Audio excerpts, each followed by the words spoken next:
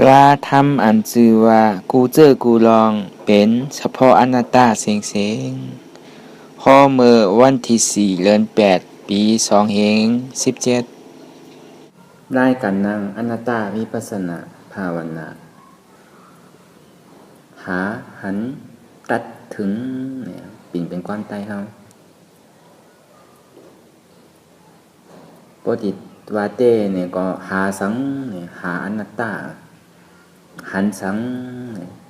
หันว่ามันเป็นอนัตตาก็ในห้ตัดสังเนี่ยเอาอนัตตาตัดอัตตาออกถึงสังถึงกะที่เป็นอนัตตา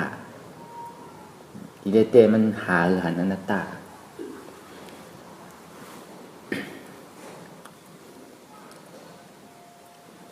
ก็แปลว่าอย่างสัมบาโรหาอนัตตาน่ะเนี่ยก็แปลว่าจิโคต่อไปตินของเฮาแน่เนี่ยเฮาวนเป็นอัตตาของเก่าที่ก็เพื่อเฮาหยุ่มยามมาเป็นของเก่าอยู่ที่หยุ่มยามมายังตึกเป็นอัตตาที่นั่นแหละคือมันหันเฉพาะอนัตตาเฉพาะอนัตตาอันว่านั้นมันพอความเฮาเนี่ยมันดีบอกว่าซื้อเนี่ยมันเกิดขึ้นตั้งอยู่ยาวลับกว่าเกิดขึ้นตั้งอยู่ยาวลับกว่าอันนี้เป็นเฉพาะอนัตตาเมื่อเฮากินข้าวพอเฮายับขึ้นมายาวเหมือนว่าเกิดขึ้นยาวก็ในพอตั้งอยู่ยาวเนี่ยเฮาดีเย็ดใส่โซเบาเนี่ยเกี่ยวอยู่ในโซเบาอันนี้มันตั้งอยู่กำหนึ่งเฮาดีฮู้อายะ3เพชรขมเจมบานเนี่ยอันนี้ตั้งอยู่ก็ในพอเฮาอื่นเข้ากันในต้องเฮาก็ลับกว่าอันนั้นเฮาว่าเป็นเฉพาะอนัตตาเหมือนกัน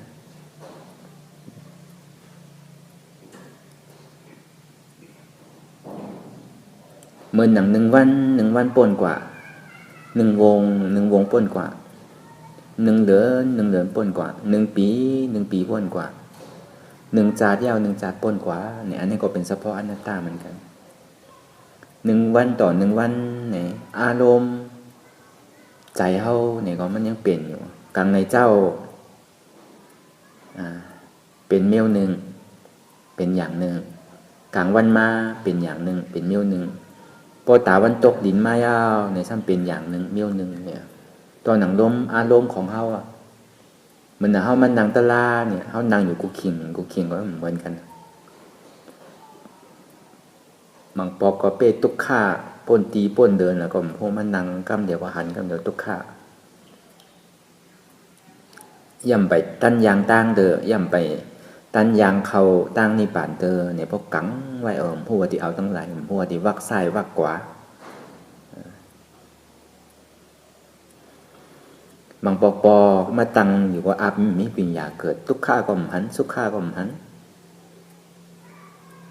ที่เอาอะไรให้ทำก่อนหูบางปอเนี่ยพอมานั่งเย้าเนี่ยทุกข้าก็ไม่สิเย็น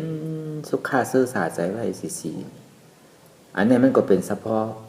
อนัตตาเหมือนกันมันเป็นเฉพาะอนัตตาเหมือนกันจงนี้ว่าอนัตตาเนี่ยมันกึมร่อนแกนมีแคลเซียมไรเนี่ยมันหนังเขายับเข้าใส่โซบะก็สำดีดงตั้งไตขึ้นเลยครับใส่ตั้งเหนือทำลงตั้งไตอันนี้มันก็เป็นอนัตตาหมดตอนหลังต้นไม้1 ต้นนะเมื่อเขาปลูกอยู่นี่ก็พอเขาปลูกเข้ากันในลิ้นยาวอันนั้นเป็นห้องว่าเกิดขึ้นยาวกวนเขาก็เหมือนอย่างนั้นจ่าตี้เนี่ยเหมือนหนักเข้ามาอยู่ในต้องเมยาวเนี่ยก็เกิดยาวก็ในพวกเกิดยาวเนี่ยพวกแก่ยาวเนี่ยก็ออกมาเนี่ยก็มันตั้งอยู่กำไรพอเกิดมา1 วันเนี่ยก็มันดีอยู่กว่าเป็นปาราเป็นเดอร์หน้าเป็นปี10 ปี20 ปีเนี่ยมันตั้งอยู่เซต้าเนี่ยก็เนี่ยมันเกิงกว่าที่พอเกิงเอาก็สุดท้ายกำเดินสุดเน่าทรงมายาวเนี่ยก็มันก็ดีโลมตาไหวอยู่โกนก็เหมือนอย่างนั้นพอเท่าพอแก่ยาวเนี่ยก็มันดีเกิงกว่าตั้งตายอยู่วันเจ้ามันห่างมันรอดภายในเหมือนต้นไม้ต้นหนึ่งก็เหมือนอย่างนั้น เมื่อเฮาปลูกอยู่นี่ก็มันตังเกิดขึ้นมาหรอก็ในผลมาลินก็ลีมันก็ติดตังขึ้นนิดดีกะต่อถึงอายุพอ40-50 ปีปากปีเนี่ยก็ตั้งอยู่ก็ในพออายุอาศักมันหมดยาวต้นไม้1ต้นก็ยังมีเก๋อยู่แต่ว่าต้นไม้มันมีใจเลยค่ะมันฮู้มันก็เป็นตัวเป็นนามไงมันก็มีสภาวะธาตุดินน้ำไฟลมในต้นไม้1ต้นมันมีวิญญาณมันมีใจฮู้ห้องว่าเป็นต้นไม้ก็ในพอถึงปียาวเข้าถึงไม้ยาวเนี่ยก็มันโปะมันปังปกกินตั้งแต่ลมพัดลมโทเปิกแห้งแต่อยู่ๆก็มันดิลมรูดแหลวปังกว่าอันนี้ต้นไม้ก็เป็นอนัตตาเหมือนกันจงดีว่าคือเขาหาอนัตตาหันเฉพาะตัวนี้หันการเกิดขึ้นตั้งอยู่เยาก็รับกว่าพอเดี๋ยวเอาปาลีว่าก็อนิจจทุกขะเยาก็อนัตตา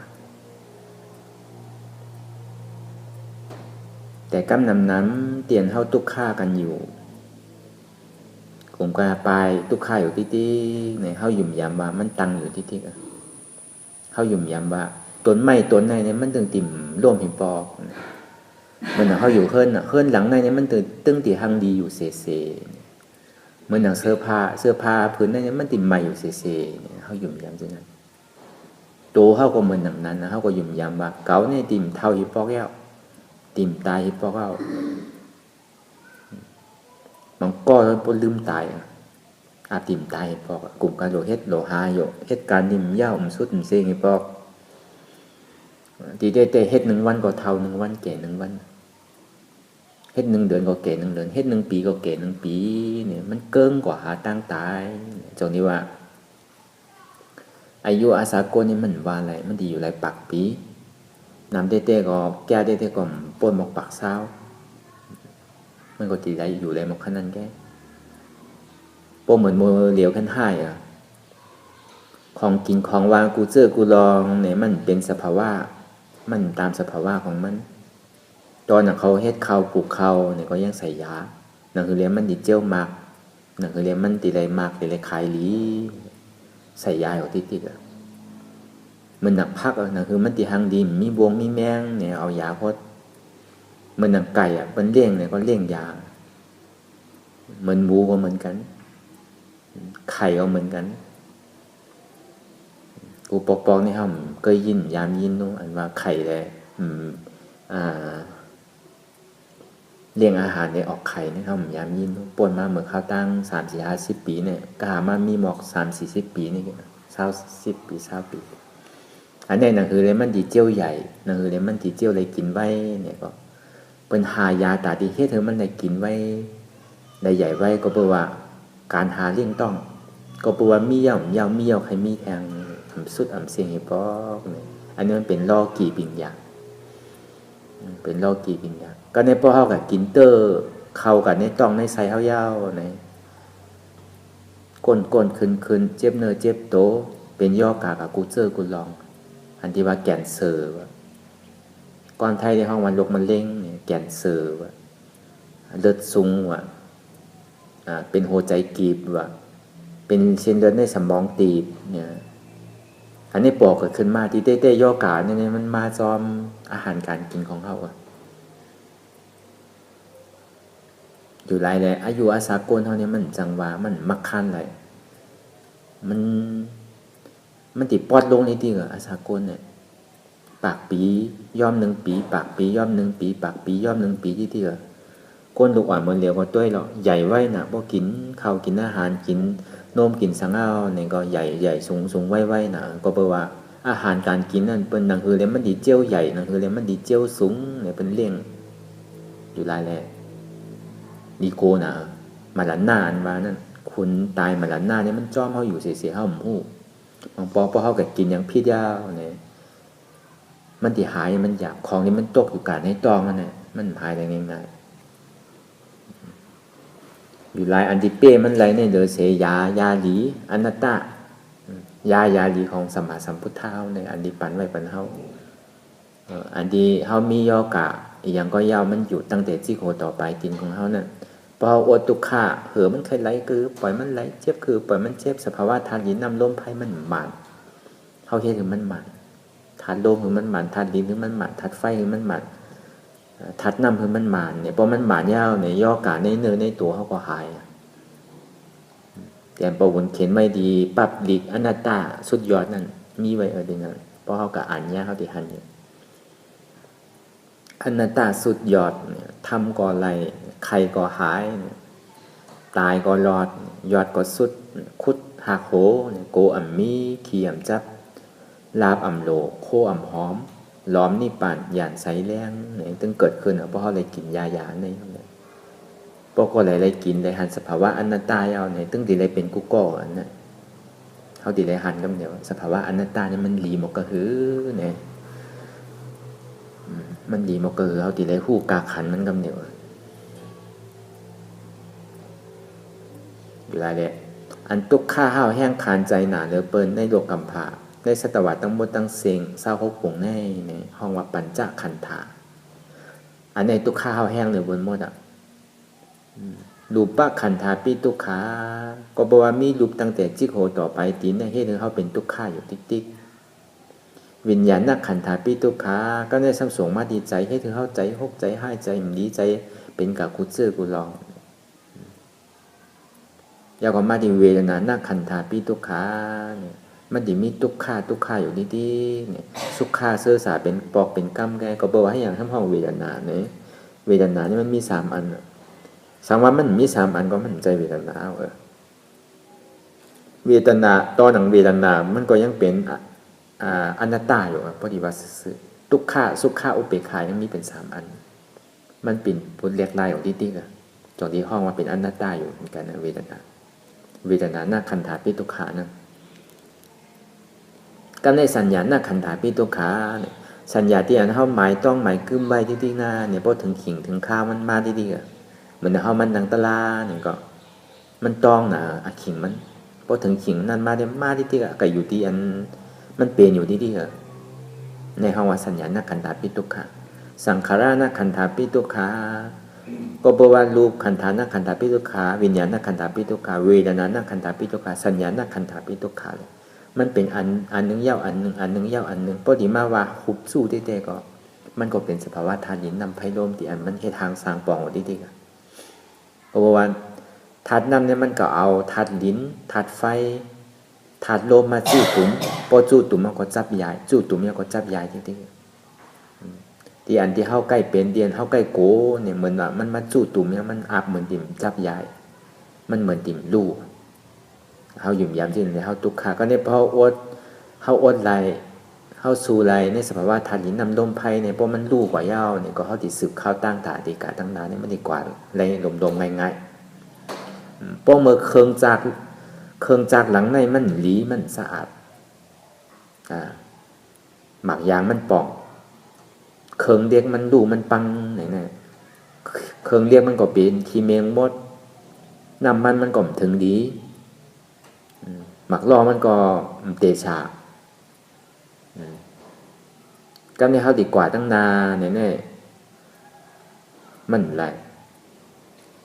มันคล่องคำเพราะเขาโอ้ทำตุกขาก็เนี่ยเพราะเขาโอ้ยาวเหมือนหนังเขากับเมกาล้ำนั่นสั่งว่ามันเป็นขี้เมงเอาเนี่ยเขาเมหนังคือเนี่ยมันติ่มเป็นขี้เมงเพราะปียาวเข้าหึงมากผลดิเตอร์ที่ย่ำมันโกมันเป็นขี้เมงโกมันจังดูจังแล้วเนี่ยเขาที่หันตีมันนะอ๋อมันเป็นขี้เมงที่ไหนเนี่ยเขาก็ยายอ๋ออันนี้หมักยางมันลมมันแคบเขาก็ใส่ลมมันเนี่ยอ๋ออันนี้น้ำมันเต็มเนี่ยก็เขาก็ใส่น้ำมันอันไรที่มันดูมันเดียวกว่าเนี่ยก็ตอนหนังรวดลำหนึ่งมันก็มีสภาวะธาตุดินน้ำลมไพ่อยู่ในตัวมันนะรวดลำหนึ่งนะเหมือนหนังเขาไก่ยับตัวมันแข็งไว้ในตัวรถนั่นพวกไก่ยับพวงมาลัยมันไก่ยับลมมันสมโอนไว้อันนั้นก็เป็นแข็งโอนก็ในพวกเขาไก่โยงตัวในนักหนาวโยงมันอะไรเราก็เลี้ยว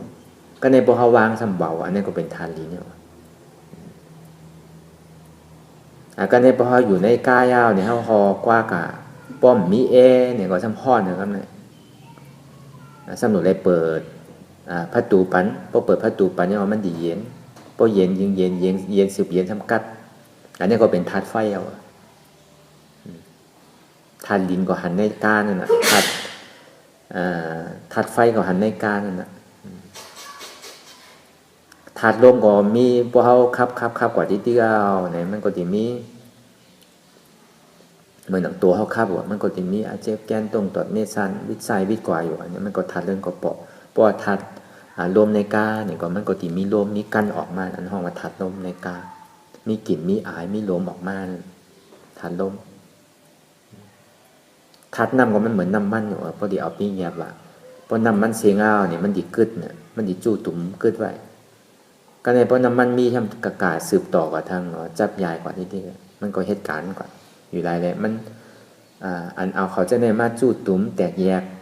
จึงหยอดจับยายนั่นเนี่ยมันเป็นน้ำมันตาที่เอาเข้ากาในข้าวตั้งเลื่อนตั้งเขานิปันเนี่ยตอนหนังสภาวะของกาล้ำนำเนี่ยก็มันก็ยังเป็นอนัตตามันก็เป็นสภาวะธาตุหินน้ำลมไพ่อยู่ไรแหละอย่าไปโก้ธาตุสภาวะธาตุหินน้ำลมไพ่นั่นพอเขาวนมาเป็นสภาวะธาตุหินน้ำลมไพ่ตั้งแต่ที่โหต่อไปตินของเขาเนี่ยเขาติ่มได้กับสั่งอวิจารเนี่ยมันเกิดอะไรกันเร็วอวิจารหันพิษเนี่ยมันตึงหันพิษอะไรก็บอกว่าเขามีหมักตาวิจารสมาธิที่หันแมนหมักตาสมาสังกัปปะวนแมนหันว่ามันมีโหมีมือมีตีนมีขามันมีสภาวะธาตุดินน้ำลมไพ่ที่มันที่ทางสางปองไว้เลยเช่นนั้นเนี่ยมันเป็นเฉพาะอนัตตามันโมดเนี่ยตามมันตีกับยางตั้งพิษเนี่ยมันมีทางมันก็ดีสืบข้าวตั้งกว่าที่ดีก็เหมือนอย่างเขามันดังตลาดเนี่ยก็เหมือนกันอันใดมันปอกมาเสียอันเนี่ยมันปอกก็ธาตุดินน้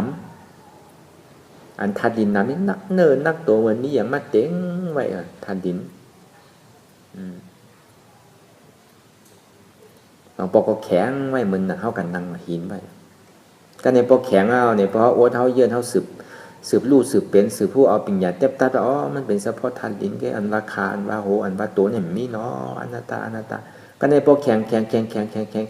าเนี่ยก็ซ้ำโอนแปดเพราะมันรู้มันโอนแปดเหมือนหนังเข้ามานังเนี่ยมันนักขึ้นนักสืบนับสืบนักเนี่ยก็ในพอเขานางเขาวนกว่ายาวเนี่ยเพราะว่าอันนักมันสุดเซงกว่ายาวเนี่ยมันมีขิงข้าวมันอิ่มก็เนี่ยเพราะมันอิ่มมาห่มดึงห่มโต้ห่มค่ายห่มยายเนี่ยก็ซ้ำเบาแวดอันนี้มันเป็นเหตุและผลของสภาวะธาตุดินก็ในธาตุอื่นๆธาตุต่างเจอต่างรองต่างเมี่ยวเนี่ยมันสนิทปอกเลยมาทางสภาวะธาตุลมสภาวะธาตุไฟสภาวะธาตุลิ้นเนี่ยการปยสภาวะธาตุน้ำเนี่ยอันเนี้ยมันเป็นปุ่นแดกลายค่ายอยู่ที่ๆกับจงที่ห้องว่าสังขารจงที่ห้องว่าปัญจขันธาโตตุกข้าใหญ่หลงอันตุกข้าเลยเสียปัญจขันธาอันใหญ่หลงนี่มันมีอย่างแตงเอาใน3โค้งเนี่ยอปายสิภูมิเมืองโค้งกลางจันที6โค้งจันสาง15โค้งเนี่ยป้องกันเนี่ยมันมีอยู่26โค้งปอปาจันสุทาวาสานี่มีอยู่31โค้ง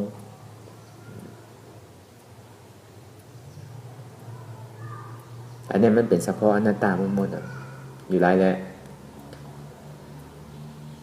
เขาเกิดมาเป็นก้นยาวในเขาหลวงคู่กาขันของที่อันเขาเกิดมาเป็นก้นอันรวยอันมีอันผานอันนั้นลำลองก็เปลว่าเขาเหตุตั้งหลังมาเลยเขาจึงดีไรมายามังก็ผานมังก็มีมังก็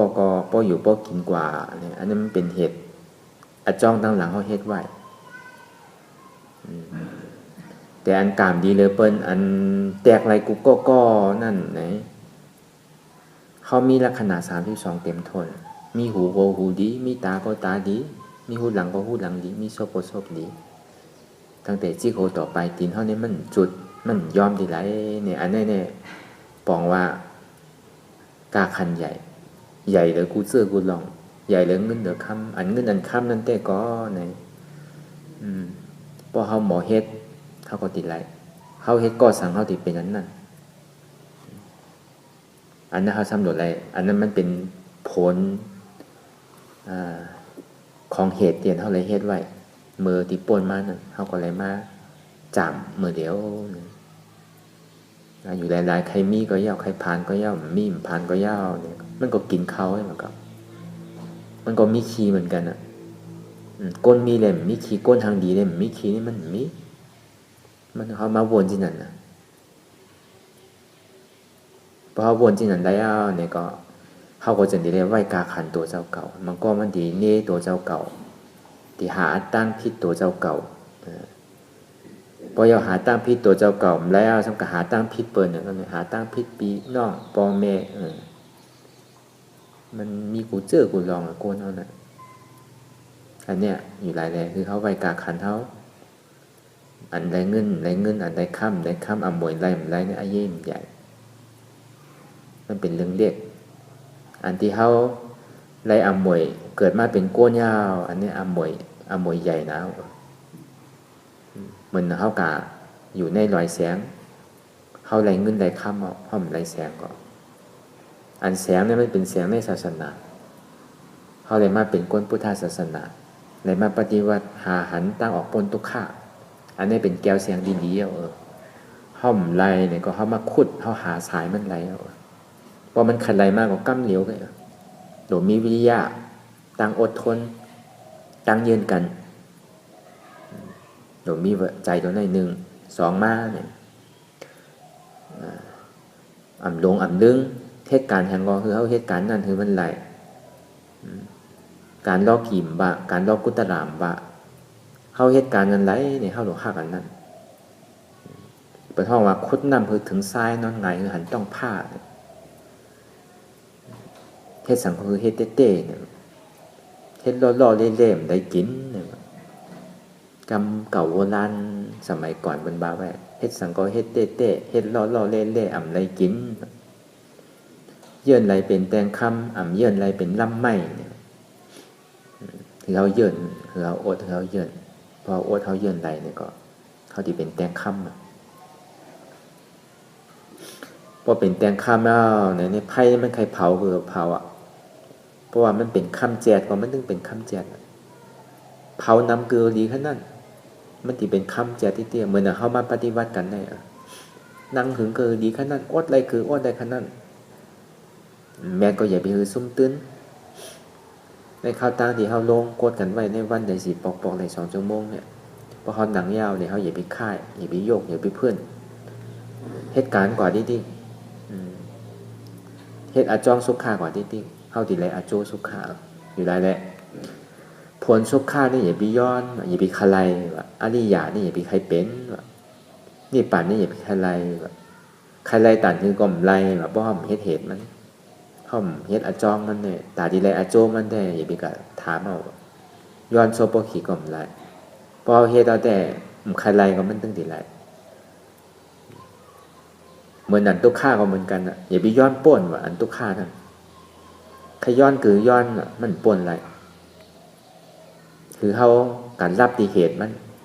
อาจองเหตุมันเพราะอาจองเหตุมันรับเอาเนี่ยก็อาโจมันติดรับกว่าข้างก้อยมัน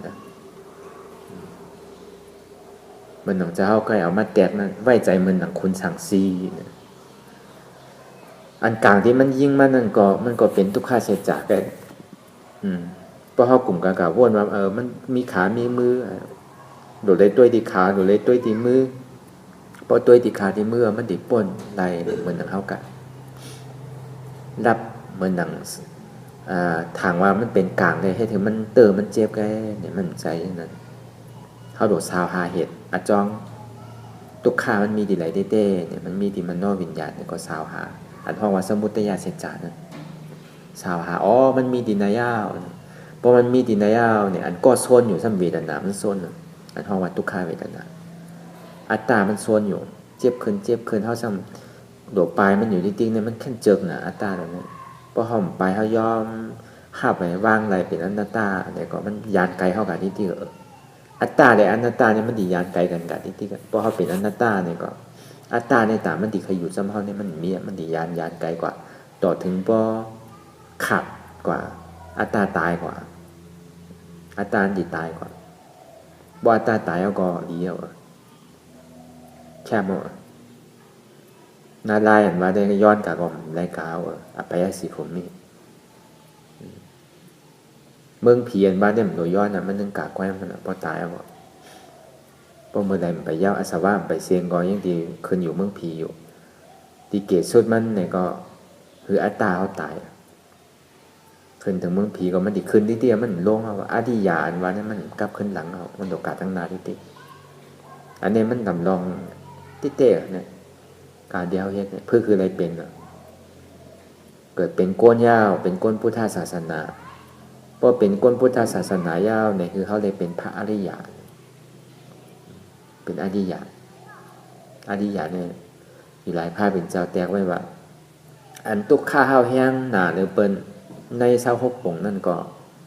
ปัญจขันธาเนี่ยตุกข้าห้าวแห้งน่ะมีอย่างติดแตกไร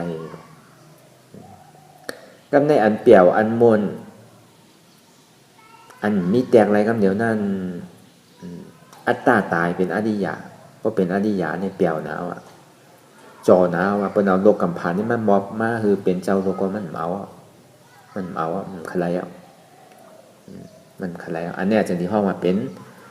ตาหน้าวิสุทธิศีลวิสุทธิปัญญาวิสุทธิจิตตาวิสุทธิก็เป็นอริยะเนี่ยตามันดีเฮ็ดพิษนี่มันมีตาดีขึ้นตั้งหลังนี่มันมีที่ปอกขึ้นมาเกิดมันโกนที่กับตกอปยสิผลมีก็มีอยู่หลายเดี๋ยวมันจ่อหนาวเมื่อมันใดก็มันจ่อมันป่นจากโกนมันเนี่ยลู่ตายหายกว่าเนี่ยก็มันก็ตึงจ่อมันติดขึ้นอยู่ตั้งเหนือที่นะอันในศักดิ์เสมิติไรเนี่ยเมื่อปานพุทธาพระเป็นเจ้าเนี่ยมันมีเจ้ามหานามมากเป็นลูกปีลูกน้องของพระเป็นเจ้าอันนี้พระเป็นเจ้าอับหวานอับเมืองปันคือแต้นของปอเจ้านั่นมันเป็นช่อตาปันเป็นอริยะมาถามพระเป็นเจ้าอริยะอันว่านั่นสังวาคายมันเป็นคุณหอคำกับเขาในกลางแกเปินเป็นซึกเป็นเสืออยู่ๆจ้างซ้ำเหยียบคาตายเนี่ยจองคาดิเมอร์ว่าตั้งดีนั่นถามพระเป็นเจ้าพระเป็นเจ้าเมื่อใครตายลองสึกว่าเมื่อตายเปิ้นใครแหมเมื่อก็ย่าเปิ้นใครค้าเมื่อก็ย่าจ้างใครเหยียบก็ย่าเสือใครโคก็ย่าตาเมื่อติกาขึ้นตกอัปปยสิภูมิซ้ำตีใดเกิดเป็นโคนขึ้นหนึ่งมีเนี่ยมันติขึ้นกับเมืองผีอันเดียวก็ไม่ว่าอริยะอันว่านั่นตามันติขึ้นหลังเนี่ยขึ้นไรอันนี้ศักดิ์สิเมื่อป่าผ้าเป็นเจ้านั่นอยู่หลายในดีเฮ็ดนะเดียวเฮ็ดอยู่เมื่อเดียวเนี่ยอันที่จะเฮอโอดเฮอเยินนั่นน่ะอันนั้นน่ะมันดีน่ะทำก็ไรใครก็หายย่อกาก็หายก็ในโปรการลำนั้นมันดีหมดยาวเนี่ยก็เฮากาทั้งไหนก็เฮาไว้วางใจน่ะเพราะเฮายามันยาวก็ในโปรการมันดีเฮาฮออยู่ดีๆเนี่ยก็พอมันมากับไม่ใจหมักล่อเก่าก็ไรเปลี่ยนนะเพราะเขากาเนี่ยโกมันป่องเนี่ยยิงโกซ้ำดิงย่าโกเท่านึงนะโกหมักล่อป่องเนี่ยกึดมอกา5 นาที10 นาทีทำป่องเต้เจ้าเคยเป็นโกน่ะหมักล่อป่องเนี่ยก็หาวนอยู่ในใจไอ้ป่องนั่นเดียวอยู่ได้ในตั้งแต่จิโฮต่อไปตินของเฮานั้นเฮามีอย่างที่มันคงคำไว้เนี่ยพอเฮาอดเฮาเยินเฮากันเฮาเอาหมักตาสมาธิที่หันหมันแม่นหมักตาสมาสังกัปป้าวนหมันแม่นยาวเนี่ยย่อกาในตัวเฮาในหายบอกมีคนมีโหเจ็บมีห้องเข่ามีมะเร็งเป็นห้องว่าแก่นเสือว่าจะไหนหายหมดมันขามได้บางเก่าเพราะว่าสภาวะธาตุหินนำไพลมมันหมานในเป็นมันกับคำไว้กันเนี่ยพอมันดังตะลาเขาโอดตุกข้าเนี่ยมันติดกับทิพย์ที่กับยอกาในตัวเขานั่นเขามียอกาสังเขามันติดทิพย์ล่างปอใสที่เหมือนหนังน้ำขุ่นเขาถลองกูวันเนี่ยตามันใสมันอย่างนี้มันต้องดีใส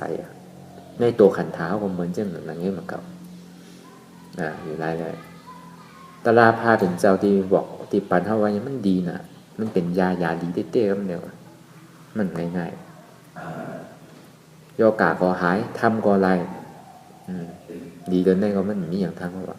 พระเป็นเจ้าก็ยังวาวเปี่ยวเลยเป็นอริยานี่มันมีอย่างทำว่าในเศร้าเขาปงเนี่ยตัวมันเจ้าก็ยังว่าทันได้นะนั่นง่ายๆตอนนี้ว่าสเปสังขาราอนิจจาสังขาราทั้งหมดทั้งเสียงนั่นมันกึมเป็นดูสเปสังขาราทุกขาก็แปลว่ามันกึมแด้เจ้าในห้องว่าเป็นทุกขาสังว่ามันกึมมันทุกขาหรอกก็แปลว่ามันกึมมันพระเป็นเจ้าซ้ำเอาเหตุที่อันบ้างมันกึม มาว่าเป็นทุกขะสเปสังขาระทุกขาอันว่าสัตวะสเปสังขาระสัตวะอันว่านั่นตั้งแต่อปายสีภูมิมีสี่อันนั้นก็ห้องเป็นสัตวะเมืองโคนเฮาก็เป็นสัตวะเมืองผีหกโค้งก็เป็นสัตวะ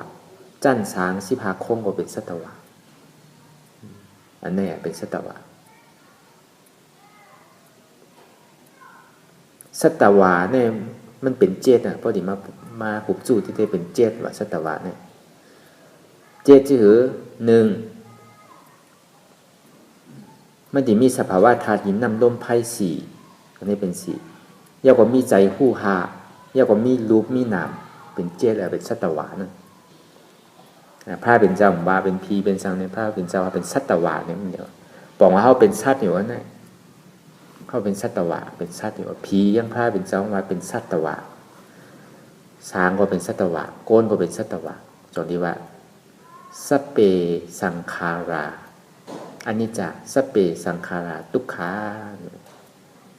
เพราะมันกึ่งกว่าจังที่ห้องมาเป็นทุกขาก็เลยสเปธรรมะอนัตตาทำตั้งหมดตั้งเสงใน3ปิฎกัส3กองนั้นแบบเหมือน4เฮงนั่นเป็นอนัตตาอันเดียวมีอนัตตาอันเดียวตาที่ป่นสังขาราอัมมันอัมกึมตาที่ป่นสังขาราอันที่เป็นทุกขาเนี่ยมีธรรมอันหนึ่งอันเดียวที่ห้องจือว่าอนัตตาอันเนี้ยที่ป่นแหละตอนหนังทำตั้งเสียงมันมีอนัตตาเลยอยู่หลายเนี่ยมันง่ายๆอนัตตาเนี่ยเขาดีเลยมาถอมมายินดีเลยมาเฮ็ดเนี่ยมันง่ายๆหยาบเต้ๆป้อมญาในศาสนาพระเป็นเจ้าญาศาสนาพระเป็นเจ้าเนี่ยก็อันกัดถึงยาวก็อันที่คู่ยาวที่เลยหันยาวเลยสมาบอกในเฮาเนี่ยก็ตาดีทบแบบนี้ก็หยาบมันจะว่ามาทบศาสนาพระเป็นเจ้าก็เขาที่เลยมาถอมยินตาดีมามีคนมาจี้มาเหนี่ยเส้นตั้งเขาเนี่ยอันนี้หยาบเลยเปิ้ลนะหยาบเลยเปิ้ลนะมาปอกถ่อมมาหลายแกฟังมาหลายแกในเขาอะไรปฏิวัติเขาข่มผู้กาคันมันใครถ่อมคือถ่อมถ่อมตั้งซ้ายออกตั้งขวาไปโป้เมื่อใดเขามานั่งเขามาหันเขามาผู้เขามาจิ้มตัวยาวเนี่ยเขาจะมีคู่กาคันมันนะอยู่ไรเนี่ยพอเอาตั้งลงว่าก็มันแค่ว่าหักปอหักแม่มันตันคือก็อีพิทันหยุ่มเตอพาเป็นเจ้าอย่าไปทันยัดหยุ่มเพราะเมื่อไรมันมีลูกแน่อย่าไปหยุ่มเพราะว่ามันมีลูกมันยามมีลูกมากก็2ก้อนเนี่ยอันว่ามันหักปอหักแม่มาจากที่คู่กาคันว่าปอแม่เฮาแน่ลุ่มลาเฮาหยาบมาปอกระหือเนี่ยอันเฮาซ้ำลุ่มลาลูกเฮานั้นเฮาติคุกใจอะไรกลุ่มเกจูปอแม่เฮาว่าเนี่ยพอเอาการค้นว่าพอลองลอกกุตลาลองทำบาซ้ำเนี่ยอันว่ามันหยุ่มยำศรัทธาเนื้อพุทธะข้ามผ้าเป็นเจ้าหยุ่มยำเนื้อธรรมอนัตตาหยุ่มยำเนื้ออริยาเขาเจ้ากูเจ้านั่นไหนมันใครว่าคือว่าซบมันโปขี่ก็เย่ามันใครมีตั้งหูก็เหี่ยวมีเพราะเมื่อไหร่มันไปเป็นอริยาอัตตาติที่วิจิกิจสายย่ำพุทธเสียงหายกว่าตามันดีหยุ่มยำเต้มันหยุ่มอะไรมันว่าซบเลยอันนี้มีไว้2 ข้ออยู่ไรเนี่ยอันนี้เขาหาเส้นตั้งแต่ที่ออกมนปนหลอดในสังสารวัฏทุกข้าคือเขาคัดใจกูก็อย่าไปโกเจ็บนั่นป้อมมีเจ็บเนี่ยดีโกอันมีเจ็บเนี่ยดีจมน่ะป้อมมีเจ็บเขาหมโกเจ็บเป็นชื่อเขาหมูจักมันเนาะเขาปลายมันอยู่เสียๆน่ะป้อมมีทุกข้าเขาหมูหัวทุกข้าเป็นชื่อเขาหมูหัวเขาไปสุขข่าวติสุขข้าเนี่ยดีโกน่ะโกนเฮากูวันๆเนี่ยก็มันใครสุขข่าได้รู้หิมบานหิมเมืองกันปอเมปันอมวยก็ในไรเก๋ก็ในไรน้ำขี้เก้กันแหมกันมึงเปิ้นในแหมกันปันอมวยว่ามันเพลงกันแหมกันหิมอมวยปอเมยมันตั้นตายมันปอก็แหมเมดีโกนะเนี่ยก็แปลว่าใครมีเงินก็แปลว่าใครเปี่ยววนมาปอมีเงินค้ำในเดียวเนี่ยตายก็เย่าเนี่ยพอมีเงินคำเนี่ยอันเนี้ยโกนเฮามันหันผิดหิมน้ำลินหินพากันหิมบานหิมเมืองกันก็บอกว่าใครวันเมืองตัวเจ้าเก่าขึ้นใหญ่ไม่สูงนั่นคือได้เก่าที่ได้มีอาณาในโลก นั่นคือเรียกเก่าที่ได้มีอานาจในวันในเมืองหาตังเต็กเตียงเบิ่นที่ก็อันนั้นน่ะมันดีแล้วก็หาบอกุศลก็เปิดว่าหู้เหมือนตาตันหันเหมือนตาบอดอันว่านั่นน่ะพอเฮาหู้เนี่ยตาเฮาเหือพอเฮาหันเนี่ยตาเฮาบอดแล้วอันนี้เฮามาหันหู้นั่นน่ะบ่หันอันเต้หู้อันเต้เอาก็เฮาบอดแล้วอันเป็นว่าหู้เหมือนตาตันเหมือนหันเหมือนตาบอดนั่นเฮารอดแล้วนั่นอยู่หลายกาคันใหญ่เต้อันเฮามาหันเจ็บนั่นผมมีเจ็บเนี่ยเฮาติเอาอย่างเฮ็ดตะลาจังเอาอย่างเฮ็ดพอใจเฮาโพ่งปิวนี่เฮาสิเอาสังเฮ็ดตะลามีหยังตาดีเฮ็ดตะลาเฮาก็สำนิทางว่าเฮาตุกข่าเฮาดิทางนี่นั่นมันสดิเป็นซื่อๆนี่มันดิเป็นเหมือนพามินตูเขาตรงหน้าเขาที่เขาจ้างนั่นมันปอกจู้อยู่นี่เป็นเดินๆน่ะจุกหยุ่มนั่งมันก็ทำนางจุ่มปกก็คืนน่ะเป็น10 วัน20 วัน30 วันเนี่ยมันก็นี่นั่งต่อถึงบ่3 ปี5 ปีถึงนี้ลูกอันนี้มีรอกี่มื้อเดียวก็ยังมีอยู่มั่นใจศาสนาพุทธนี่มั่นใจจริงนั้นแต่ว่านั่งถึงไงนั่งได้เป็นวันๆเนี่ยมันดีนี่มันดีมันก็เพราะเขาฮู้จักทุกข์เป็นอุเบกขาอันเดียวกันนั่นเฮาว่าปองมาเป็นอุเบกขาเพราะเฮาหันทุกข์เนี่ยก็มีอธิเปพรดีหยังฮู้ว่าที่เอาหยังมาเฮ็ดทำเพราะเฮาหันทุกข์เฮาโกทุกข์เพราะเฮาโกทุกข์เนี่ยก็เฮาหาทางออกพ้นทุกข์ก็ในเพราะเฮาหาทางออกพ้นทุกข์ก็ตาเฮาที่พ้นทุกข์นี่มันมีก็ในเพราะเฮาหันเจ็บเฮาโกเจ็บเพราะเฮาโกเจ็บเนี่ยก็เฮาตั้งหาทางออกพ้นเจ็บเพราะเฮาอดเฮาเยื่นเฮากันเนี่ยก็ตาเฮาที่พ้นเจ็บนี่มันมีที่สันติได้เกิดแล้วเจ็บแล้วตายเอาเกิดแล้วเจ็บแล้วตายสืบเป็นสืบรู้สืบตายสืบเกิดที่อันนี้คือเฮาหลีโกสักขลาเนี่ยดับตาก็หันเจ็บมันเป็นการมันเป็นสภาวะธาตุดินน้ำลมไฟให้ทางสร้างปองไกมันมีหยัง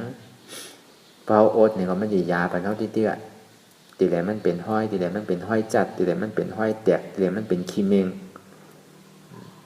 ตีแหลมันดีเนี่ยมันดีกะยาปันที่เตี้ยสภาวะธาตุดินน้ำลมไฟเนี่ยมันดีเหตุการณ์ทั้งมันมันดังจากมันดีโน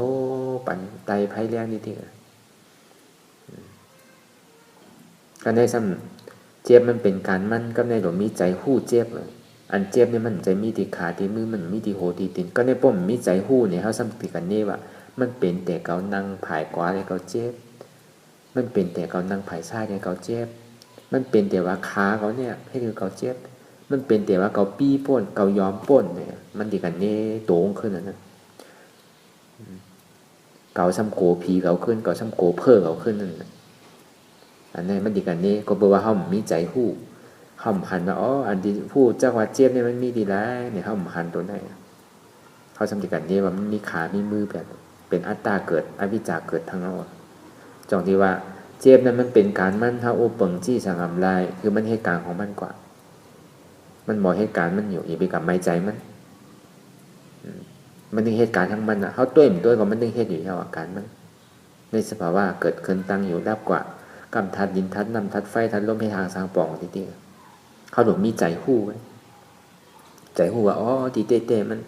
เจ็บทุกขานวันมันมีที่ขาลูมันมีที่มือมันมีที่เนื้อที่ลูกที่เอ็น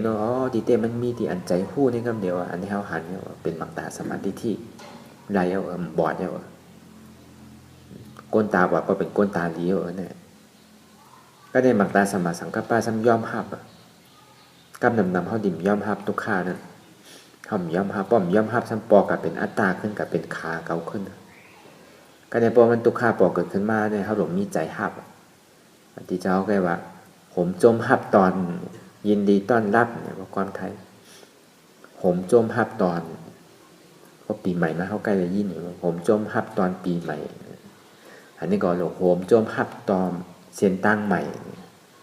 เส้นตั้งดิ่มเกิดตายผมจมหับตอนเส้นตั้งใหม่เป็นเส้นตั้งนิพพานพอมันส่งมาเนี่ยก็มันส่งปันมากแล้วนะยอมหับทุกขะว่างเป็นอนัตตาเนี่ยอันนี้เ เป็นมักตาสมาสังกัปปะ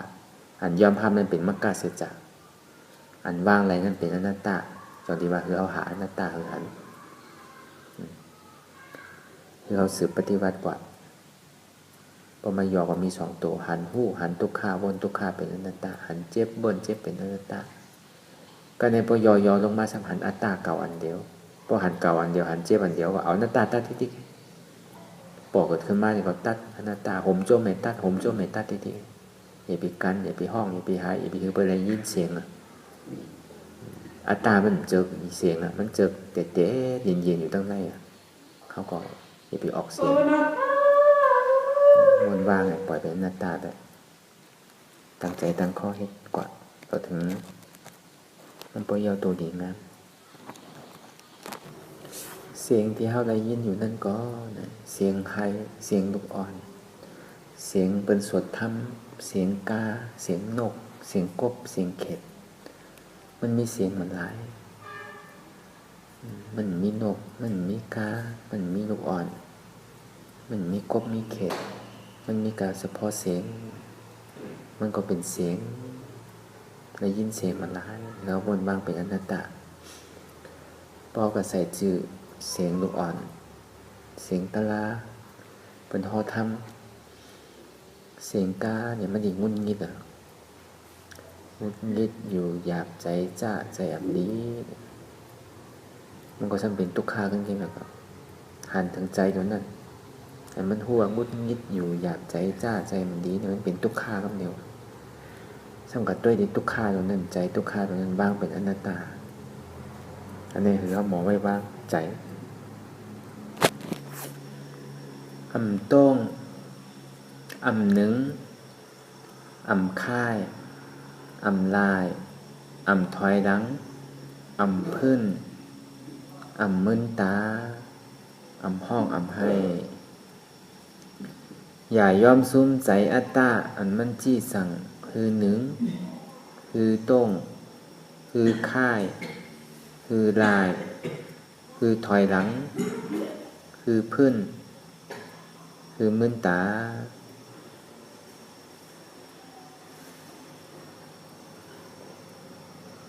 คือห้องคือไฮอย่ายอมก้านใจอัตตาอันมันจี้มันสั่งเท่านั้นไว้ใจหาท่าทานหารเสสืบต่อการปฏิวัติธรรมสมาธิที่หันสังหันเจ็บแกนโต้งตอดเนตรซานสั่นไหวคมไต่ห้อนไม่กัดหนาวนักเว้าอ่อนแข็งสู้ตุ้มจับยายจึมหยอดห้องว่าสภาวะธาตุฉีเปิงเป็นสภาวะธาตุหินนำลมไพอันใดเสียอันป่อมาคือเฮาหมอวนวางไรมันนั่งเจ็บแกนต้งตอดเนตรซานสั่นไหวคมไต่ป้อนปอกเกิดขึ้นมาในเฮาวนวางว่าอ๋อเป็นธาตุลมว่าย่อธาตุลมอุปเปิงอำไรเนาะอำใจเก่าเนาะอนัตตาห้อนไม่กัดหนาวแสบห้อนใหม่กัดหนาวนั่นพอปอกขึ้นมาไหนแล้ววนว่างว่าอ๋อเป็นธาตุไฟเตโชธาตุอุปเปิงอำไรเนาะอนัตตา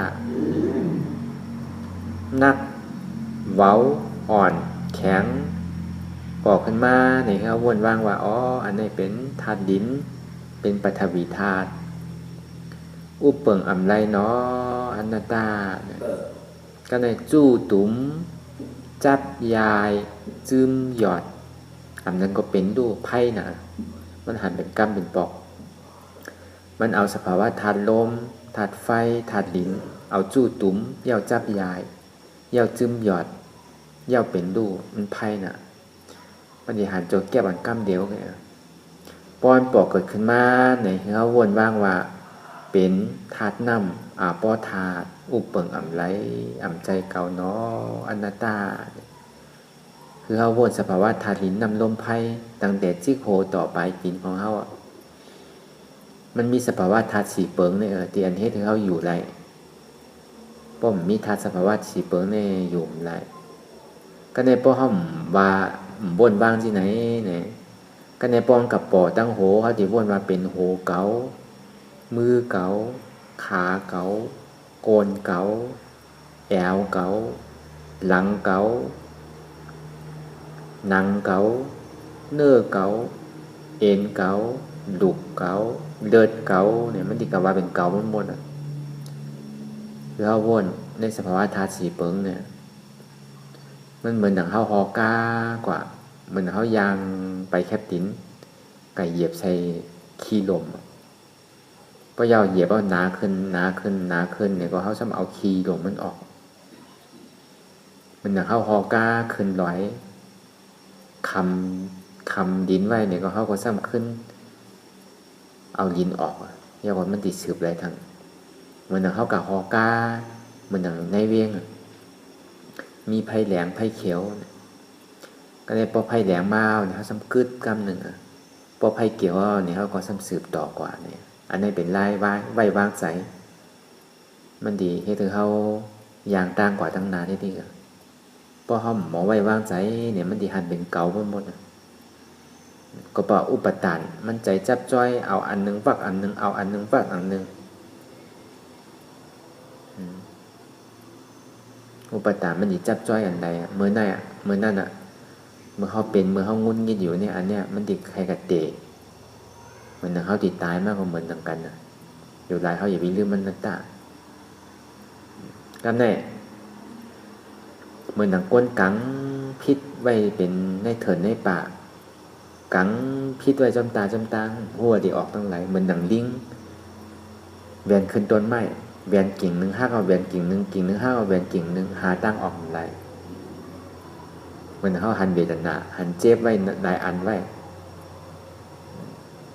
ใจก็โพ่งไว้ปิวไว้ซ้ำปอกขึ้น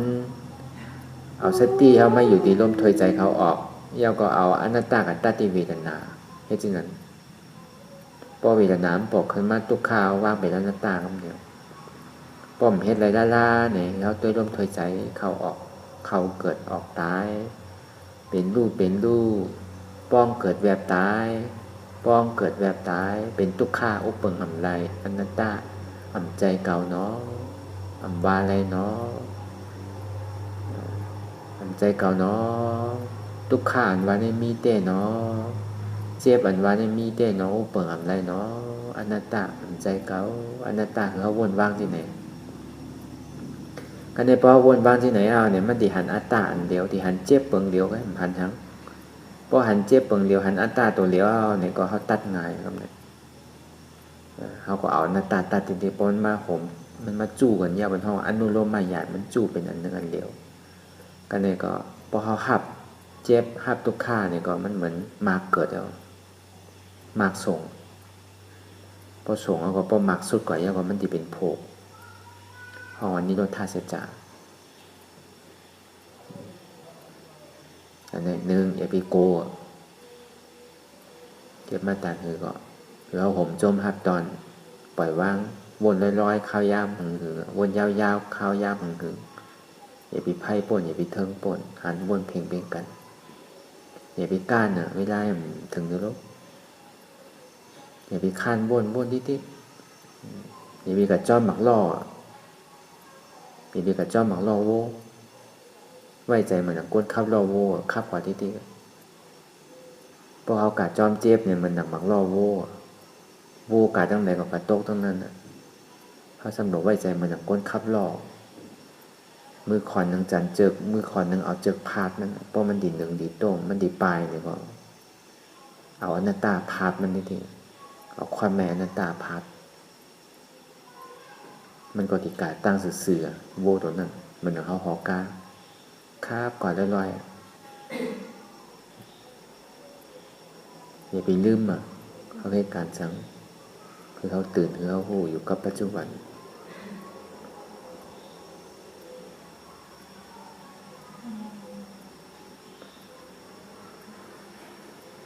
เราไว้ใจให้ท่านหารเสสืบต่อการปฏิวัติธรรมมีสภาวะโปรสุดไปเสียงหายกว่า โดยหันที่มันทุกข์นั่นน่ะ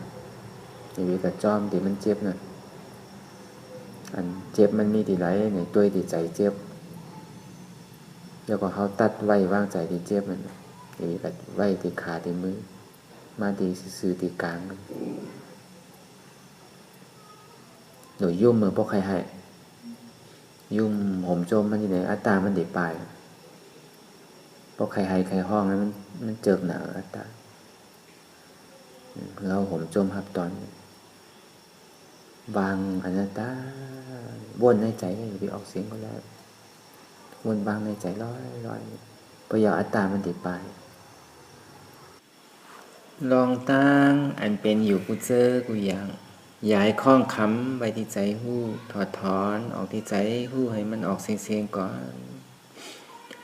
สภาวะอันใดก็ดีลองตั้งอันใดก็ดีอันเกิดขึ้นมาที่โตที่ใจเจ้านั้นถอดถอนออกที่ใจหู้ให้มันออกเสียงสภาวะรูปธาตุสี่เปิงเจ้านั้นเจ็บแกนตรงตอดเม็ดซานสั่นไหวคมไตห้อนไหมกัดหนาวนักเว้าอ่อนแข็งสู้ตุ่มจับยายจึมหยอดสภาวะรูปธาตุสี่เปิงเตียนให้ทางสางปองนั่นตินามขันธะปอหุซักเตียนเฮายึดไว้ว่ามีโตมีตนติอัตตายึดถือยึดมันไว้นั่นถอดถอนออกที่ใจหู้ให้มันออกเสียงลองใจพ่งปิวอยู่อันเท่าวนดึกวนเลยอยู่เป็นเดิงเป็นดาวอยู่เจ้านั้นในสังหรือถอดถอนออกมันออกหมดเสียงก่อนยอมกืดยอมออกยอมลงอันเฮ็ดให้เฮายินดียินหายเจ้านั้นอารมณ์เจ้านั้นถึงใจถึงข้อไว้ที่มันยึดไว้ที่มันเป็นทุกข์นั้นปลดปล่อยวางออกที่ใจหู้ให้มันออกเสียงก่อนลองเจออันเป็นทุกข์แลลองย้อนถึงใจหลายๆอย่างอันเกิดขึ้นมาที่โตที่ใจเจ้านั้นปลดวางเยาวเสียก่อนก่อยๆค่ายย้ายลายหนึ่งพื้นลอยตาลอยนั่นเป็นการปฏิบัติธรรมค้นหาหยอดธรรมอันเกิดขึ้นที่โตที่ใสอันนั้น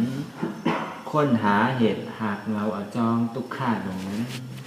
ต่อสืบกว่าเขาที่ได้แผ่เมตตาถึงเวเนียสัตวะตั้งมดตั้งเซงเลยมหาพรดีในการปฏิบัติธรรมเขาในคำคืนวันเหมือนในก่อนในเงากุกลตั้งใจตั้งคอจึงใสเสียเอาเลยแผ่เมตตาถึงคนในพี่น้องซื้อคือธรรมะมีสวยเฮาเลยสัตวะตั้งมดตั้งเซงเสียงเขาเลยตั้งใจฆ่าตายก่อนคนอื่นตั้งใจฆ่าตายคนดีคือเขาได้ห้าพรดีกู้สู่เตียนเขาได้มาเฮ็ดวันเหมือนในก่อนอิตังมิปุญญังอาสวัคยังวะหังโหตุมาปุญญาภากังสเปสตาสมาลพันตุอิตังมิปุญญังอันเก่าคาไลมาตือกรรมปฏิบัติวิปัสสนาภาวนาอ่านยอดธรรมนาตาในอาสาวกขยังเปนันติเสแต่เป็นอาสวะสีเปิงเสียเย้าแลนิปานังที่นิปานนั้นพอตูให้ถึงเสกัมติคามาปุญญาภากังพรเดียนทามานังวิปัสสนาภาวนาทรงยืนปานสัพเพสัตตานังเตสะปอเมสลาญญาติกาตึนเคเสือไข่ไตโกแลจ้ากว่าสัตวะตั้งเสียงตั้งลงนั้นสมาลพันตุอะไรพรดีหนังกันตั้งเก่าคาตั้งเสงเสกัมติคาโนสา